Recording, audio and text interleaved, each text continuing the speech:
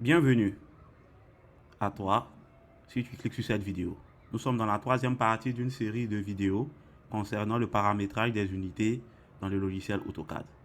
Normalement, si tu es là, tu as dû déjà avoir regardé les vidéos 1 et 2 qui étaient relatives à la preuve que la commande unité ne paramètre pas correctement les unités de longueur de ton dessin, mais plutôt les unités d'insertion.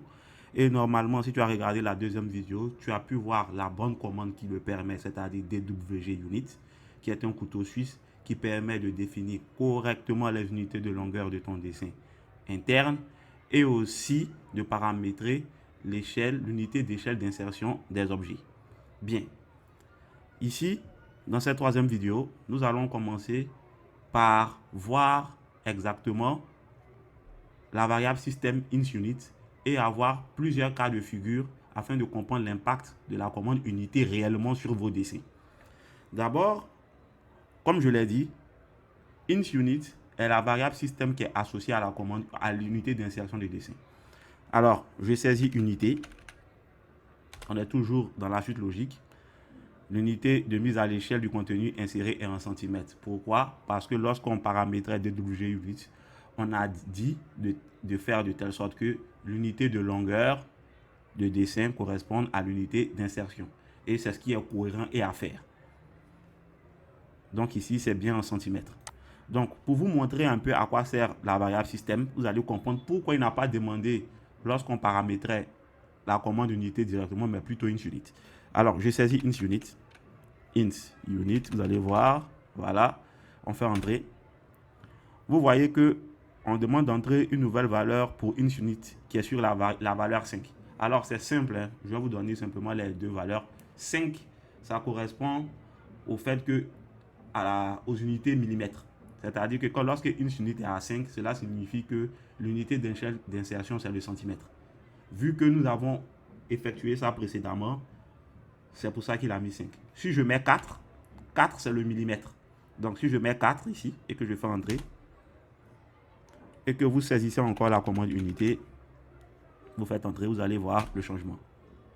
Et automatiquement, l'unité de mise à l'échelle du contenu inséré est passée en millimètres. Et vice versa. Hein.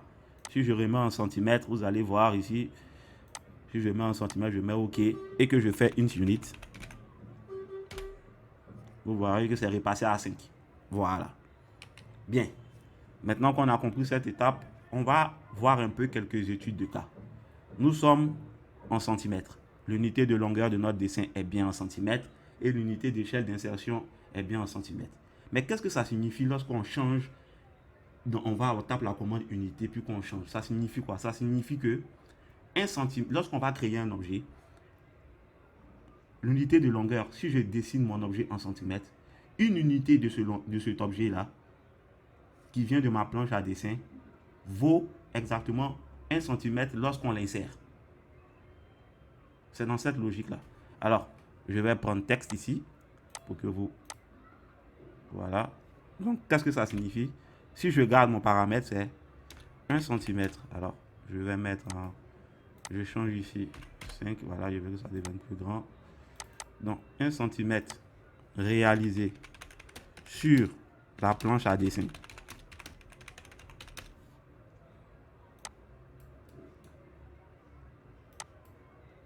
Est égal à 1 cm, puisque c'est le centimètre au niveau des unités. 1 cm à 1 cm inséré. Voilà.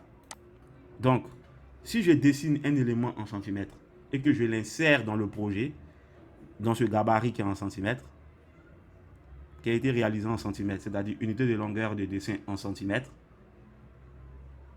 avec la commande unité et unité d'échelle d'insertion en centimètres, c'est ce que ça signifie. Que 1 cm qui est réalisé sur ma planche à dessin équivaut à 1 cm inséré. Et lorsque je vais insérer l'objet dans ce gabarit en centimètres, c'est comme ça qu'il le reconnaîtra. Il verra que les unités du dessin dans lequel il a été dessiné au départ valent bien 1 cm lorsque je vais l'insérer. Donc ce qu'on va faire, on va créer un bloc. Donc ici, on est bien en centimètres. Petite vérification, vous tapez DWG Unit. DWG Unit. Unité de longueur, vous voyez 4. 4 correspond au centimètre. Vous êtes rassuré. On fait échappe. clique une fois. Bien. On va créer un bloc de 50 x 50 cm. Puisque je sais que je dessine effectivement en centimètres, j'utilise la commande rectangle. Je tape rec, entrée, je clique. J'utilise la touche tabulation au clavier. Je mets 50, 50, puis je fais entrer. Voilà. J'ai mon rectangle de 50, 50. Si je cote, si je veux, ça fait bien 50 ici. Ça fait bien 50 là. Et là, c'est pas 50 mm ou bien 50 comme tu veux, c'est bien 50 cm. C'est l'unité de longueur du dessin qui a été modifiée. Voilà. Voilà. Bien. Qu'est-ce que je vais faire? Je vais créer un bloc. Pour créer un bloc, lorsqu'on a dessiné un objet, on saisit la commande bloc. Et on fait entrer. On va lui donner un nom, on va l'appeler testo. Testo bloc. Voilà, 50 testo bloc centimètres. Alors, lorsqu'on crée un bloc, on a deux éléments à prendre en compte. Un, il faut spécifier le point de base. Donc, on clique ici, choisir un point. Là, c'est le point d'insertion. Alors, vous voyez qu'il voit bien l'unité de bloc centimètre. Et ça, c'est dû à la commande unité. Alors, ici, on clique sur sélectionner les objets. Puis, je fais une fenêtre allant de la droite vers la gauche. Et on fait entrer. Et c'est sélectionné. Bien. Je n'ai plus envie de le voir sur le dessin. Alors, je ne sais pas si ça a pris ou pas. Je vais refaire. Je refais bloc. Désolé, ça peut arriver. Hein. Alors, ce que je vais faire, je vais réécrire testo, centimètres. Choisir un point. Je choisis ça. Convertir. Je convertis. Je fais entrer. Je fais OK. Parfait. Si je le sélectionne, voilà le point d'insertion que j'ai choisi. C'est bien un bloc. Bien. Je sélectionne et j'appuie sur le mot clavier. Voilà où on en est. Nous sommes à l'heure actuelle dans notre gabarit, notre dessin qui a été paramétré en centimètres. C'est-à-dire que l'unité de longueur est en centimètres et l'unité d'échelle d'insertion. C'est-à-dire que si j'insère le bloc, voilà comme il le voit, 1 cm réalisé sur la planche à dessin égale à 1 cm inséré. Et ça, c'est la commande unité qui gère ça parfaitement. C'est comme ça qu'il le verra. Bien. Il dira affiche-moi cela. Donc voilà pourquoi cette phrase-là, je l'ai mis ici pour vous aider. Alors, on va insérer notre bloc. Alors, si 1 cm réalisé sur la planche à dessin est égal à 1 cm, techniquement, si j'insère mon bloc, qu'est-ce qui va se passer? Vu que mon bloc fait 50 cm normalement, et que j'ai paramétré unité, et que unité le voit, qu'est-ce qui va se passer? On va juste changer. On aura donc, il verra quoi? Il verra bien ici, il verra bien que nos 50 cm dessinés font bien 50 cm insérés. Donc, on aura 50 cm insérés. C'est ça que ça signifie. Il voit bien les 50 cm insérés. Et donc, quand on va l'insérer dans notre dessin, on fera simplement une règle de 3. Si 1 cm réalisé sur la planche à dessin égale à 1 cm inséré, quand je vais insérer les 50 cm de côté de mon élément, on fera 50 fois 1 divisé par 1 et ça doit nous donner une mesure toujours de 50 sur la planche à dessin. C'est-à-dire que lorsque je vais l'insérer dans mon dessin, il fera toujours 50. Voilà. Donc vous voyez que toujours, je rappelle toujours, l'unité de longueur du dessin doit être le même que l'unité d'échelle d'insertion pour éviter certains désagréments. Mais on verra le cas où on change la valeur de une unité de l'échelle d'insertion. Donc, qu'est-ce que je fais ici? Je vais insérer mon bloc. Donc, il y a plusieurs méthodes dans les versions. Bon, on va faire la commande insert classique. Donc, vous tapez insert classique. Voilà. Bien. On voit déjà notre bloc avec son nom testo centimètres. Vous voyez ici déjà l'unité de bloc. Vous voyez que unité, on voit bien centimètres. Unité ins, c'est dû à ins unit. Il voit bien que déjà que notre dessin est bien en centimètres et que ça correspond parfaitement à nos unités de longueur du dessin que nous avons mis ici dans notre projet. D'où le facteur qui est de 1. Donc exactement, quand on va faire 50 fois 1 fois 1, on doit retrouver exactement nos 50 cm. Donc, qu'est-ce qu'on fait? Ici, on clique sur OK. Et voilà, on me demande d'insérer. Et on voit que je l'insère à partir du point que j'ai défini. Et si je clique là, parfait, j'ai inséré mon bloc. Donc, j'ai bien mes 50 cm. Et donc, si je fais ma cotation, j'ai toujours mes 50. Et j'ai toujours mes 50. Parfait. Ça, c'était le premier cas de figure. On va faire un deuxième cas de figure où, cette fois-ci, on aura bien l'unité de longueur du dessin en centimètres. Donc, DWG unit, unité de longueur en centimètres. Mais cette fois-ci, je vais changer la valeur int unit ou bien unité. Donc, imaginez un instant que je fasse unité et puis que je mette en millimètres. Voilà. Avant tout, qu'est-ce qui va se passer en réalité? Nous avons réalisé notre bloc en centimètres.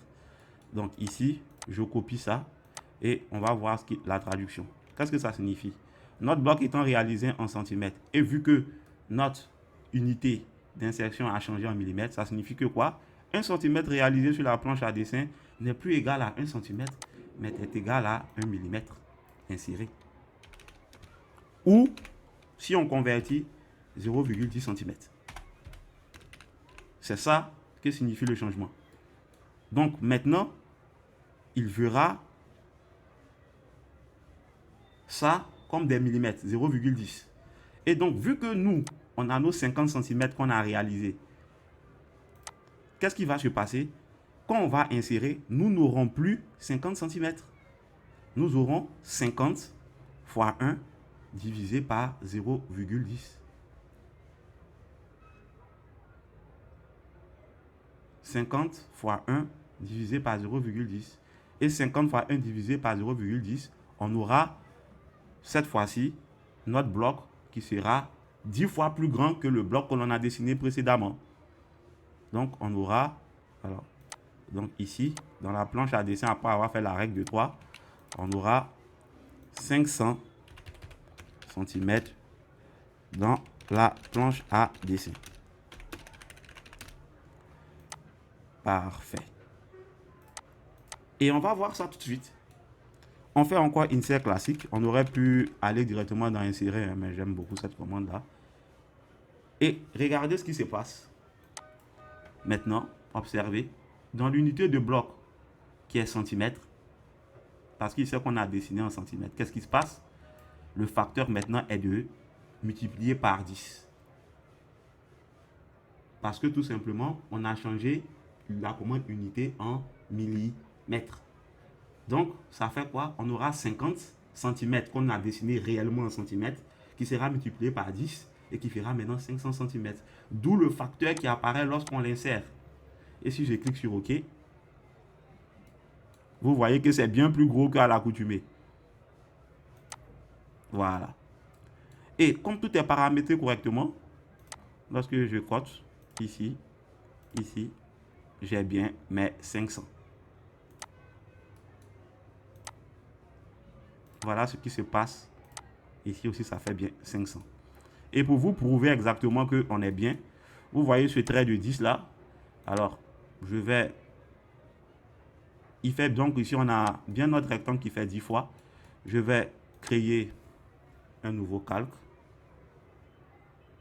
Alors, c'est un exercice assez bête, hein, pour vous dire que les conversions sont correctes. Alors, je vais l'appeler red. Je vais mettre une couleur ici, rouge. Voilà. Je prends ce trait là. Alors, désolé. Je sélectionne ce trait. Je le mets en rouge. Et vous allez voir que si je le copie, ici, alors si c'est 10, ça va faire trop. Je vais tracer un trait plutôt de 50, désolé. J'ai fait ici 50. Voilà, c'est bien 50.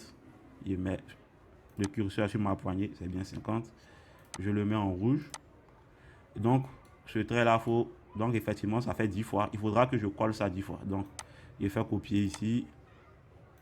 Voilà, je le sélectionne et puis on va faire ça. Copier, donc si je copie, ça fait 2, 3, 4, 5, 6, 7, 8, 9 et 10. Voilà. Donc, on a bien un trait qui fait 10 fois. Parfait. Dans la prochaine vidéo, on va voir un autre cas de figure. Cette fois-ci, on va partir avec le gabarit que vous utilisez vraiment, c'est-à-dire ACAD ISO en millimètres, c'est-à-dire l'unité de longueur vraiment en millimètres. On garde les millimètres, les centimètres, et vous allez voir cette fois-ci encore un changement qui se produit et les solutions utilisées. Voilà. Donc, si tu as appris quelque chose dans cette vidéo, que tu as des questions à poser, n'hésite pas à laisser, mettre un like, des commentaires qui soient positifs ou négatifs, des questions, etc. N'hésite pas à t'abonner et surtout, suis la prochaine vidéo. Merci.